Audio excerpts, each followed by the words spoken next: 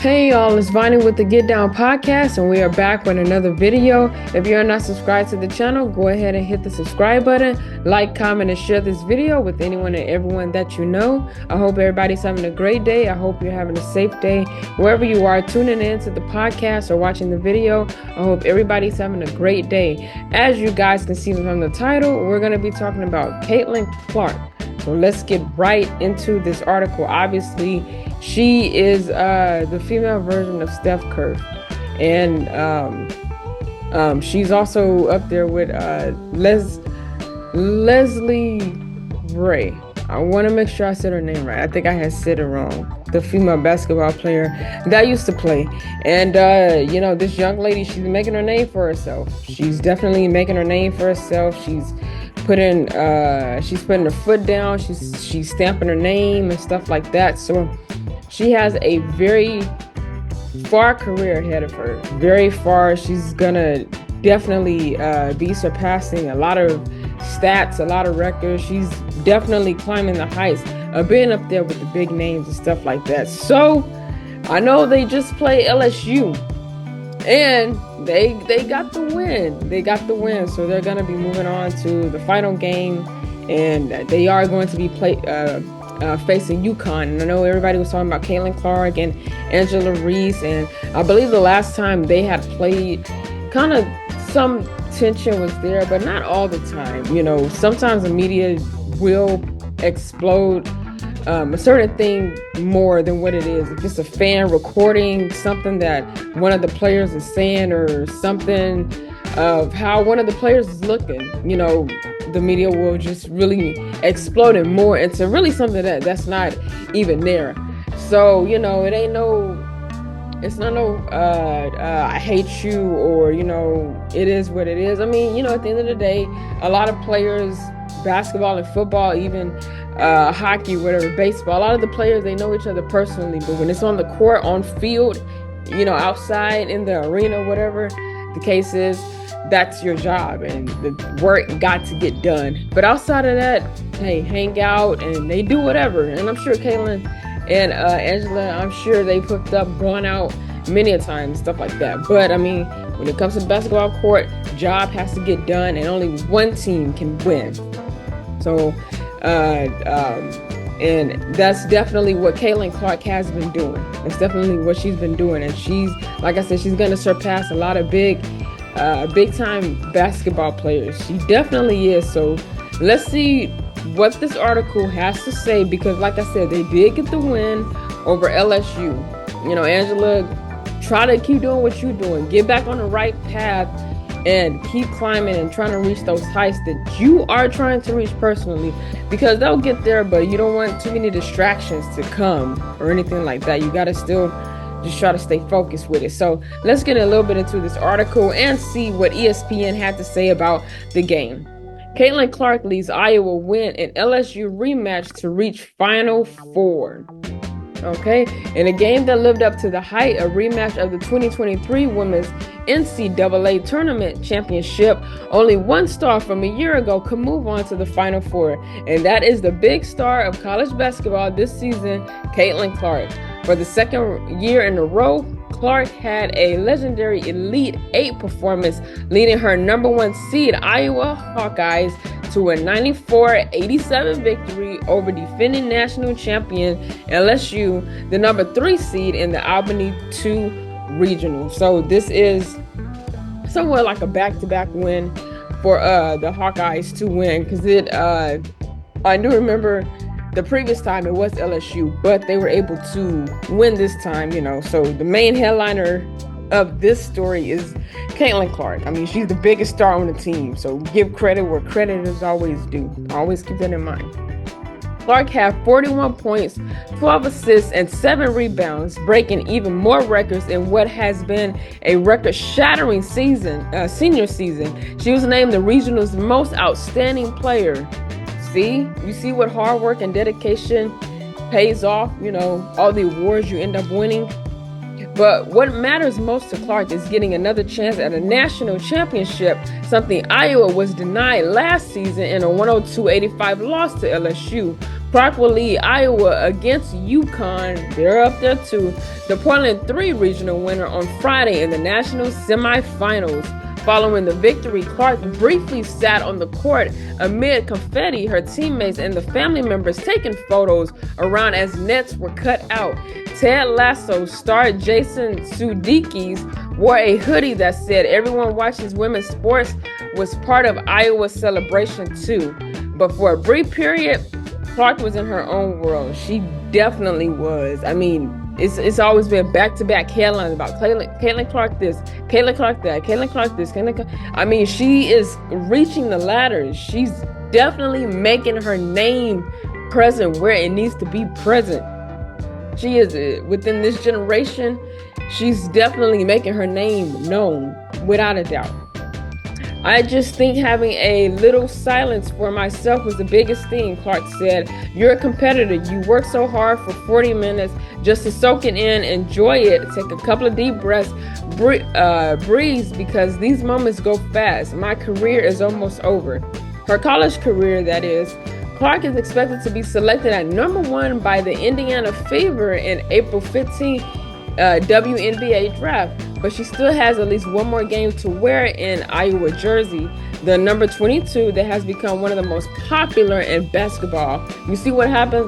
Everybody wants your favorite, the number you wear, so they go buy the jerseys, and it ends up selling quick because a lot of people like wearing it now. You are the star of that team. You're the main person of that team. Most of the time, your jerseys are going to be sold quicker and faster versus any of other people on your team. It's not to bash them, but I mean, every team has that main one star that a lot of people like to buy their jerseys. You know, I mean, it happens. It definitely happens. The Hawkeyes entered the Elite 8 as the number 1 seed, but were perceived by many as the underdogs, in part because the Tigers won last season's title rather decisively. But the Hawkeyes started Monday's game sharp, and in the third quarter, where Clark's logo three-pointer stole the show, Iowa built a lead that it didn't give up. The program advanced to its second consecutive Final Four and third overall. This is amazing. Really good. Last year's final in Dallas was the most watched game. The most watched, people. A lot of views. A lot of people tuning in watching this. The most watched game ever for women's basketball, women's college basketball, drawing an audience of nearly 10 million. 10 million just for the college one. I mean, it's Caitlin. Everybody's going to tune in to see her. They're going to tune in to see, I mean, this girl is bad. She is bad, definitely a good bad. Coaches Kim Mookley of LSU and Lisa Bluter of Iowa lamented their teams met before the Final Four this season, but it made for a lot of drama. Who will move on to Cleveland? LSU Angel Reese, last season most outstanding player of the Final Four, or Clark, one of the most transformational players we've seen in the women's college game? So now you got your battle, you got your picks. Angela or Caitlin? I mean, Angel or Caitlin? Which one? Reese or Clark? Which one? No matter which way it went tonight, Reese said, I knew this was going to be a night for the ages. In the end, it was Clark moving on. Reese finished with 17 points and 20 rebounds, but fouled out. She could enter the upcoming WNBA draft or might return for another season at LSU. So she do have some decisions to make going further with her career as far as what she would like to do. She can go ahead and enter into the draft if she wants to, or if she wants to kind of do another year and try to advance LSU, you know, try to get them another title too. She can do that too. So she do have her options there as far as which decision that she's going to be making next. So we going to make sure that we stay tuned in that for that. The Tigers out-rebounded the Hawkeyes 53-36, but Iowa outshot LSU 46.5% to 38.6%.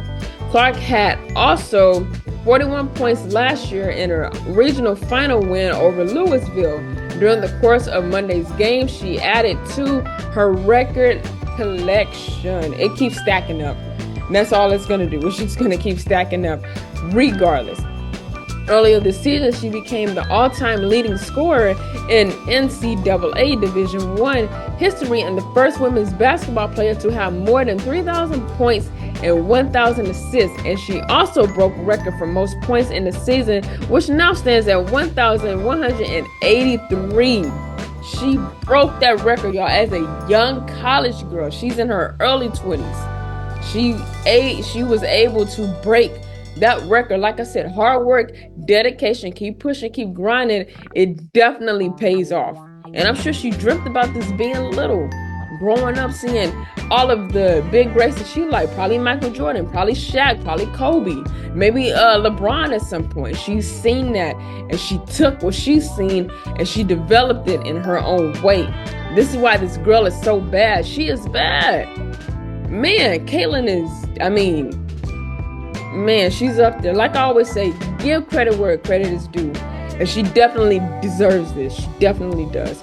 Clark's current career total is 3,900 points, eclipsing the 3,884 of Frances Marion's Pearl Moore, who compiled that sum from 1975 to 79 at the small college level in the ALAW that preceded the NCAA era.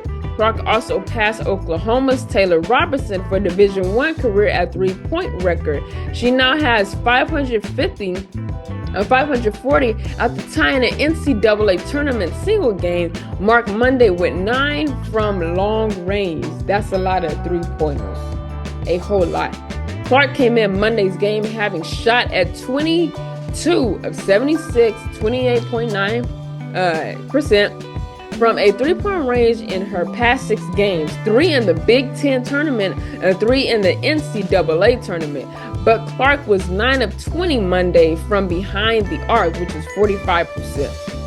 Everything averages out over the course of the year, Clark says. I think that just speaks to the confidence I have in myself, the time I put in the gym. I know I'm ready for this moment. I thought my shot felt good in warm-ups. It certainly helps when you make your first 3 as a shooter, when you can see the ball go in. Both teams got off to strong starts offensively, with LSU shooting 60.9% in the first quarter and Iowa 55.6% as the Tigers led 31-26. Clark had 11 points in the opening quarter and Reese had 10. So, you have 2 main stars always competitive. You got to give Angel Reese her credit too. She's good. She started passing. She's going to keep climbing the elements. They're both young. They have a very long career for them if they stay in this and they keep pushing and keep grinding. They have a very long career ahead of them. They really do. And it's going to be exciting to see what happens from all of this. It is going to be exciting to see what happens. LSU shooting cooled off a little more in the second quarter, but there were dazzling plays made by both teams as the first half ended 45-45 because it was both tied. Clark had a phenomenal during her 4 years at Iowa as the Hawkeyes sold out every home game and many on the road. This season, from her long-range three-pointers to her assist, Clark captured the imagination of fans nationwide. Her career also coincided with the ability of athletes to capitalize on name, image, and likeness opportunities, allowing Clark to sign endorsement deals with companies such as Nike, Gatorade, and State Farm. Hey, there's always other companies, there's always other big names looking at you like, you know what? Let's have this player do one of our commercials, and then more views.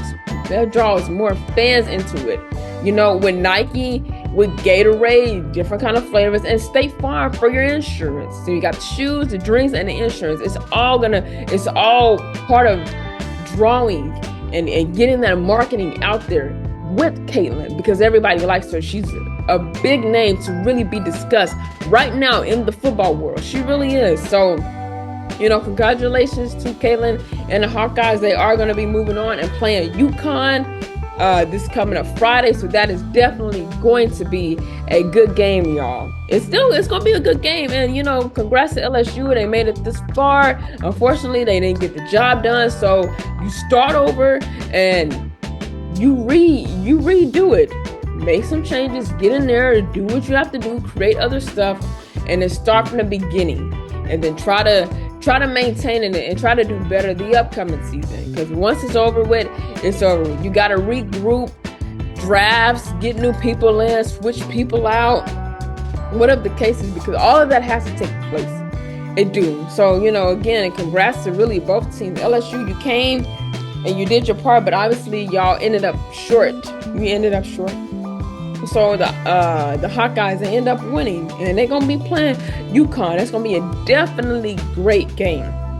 A lot of more people tune in because UConn is bad too. They got some bad players too, definitely. So if you guys enjoyed the video, please give it a fat thumbs up, and don't forget to leave a comment of what you think. Give your feedback on Caitlin, give your feedback on LSU, the Hawkeyes, anybody, because all feedback is welcome. And just, what do y'all think about Caitlin, and how far in her career is she going to go? So please leave your comment in the comment section. Don't forget to do that, and share this video too with anyone and everyone that you know. And hey, while you're at it, don't forget to hit the subscribe button and the notification bell. That way you can be notified every time I drop video on this channel. And if that is all, always remember to stay prayed up and stay blessed. And I will see you guys in the next episode.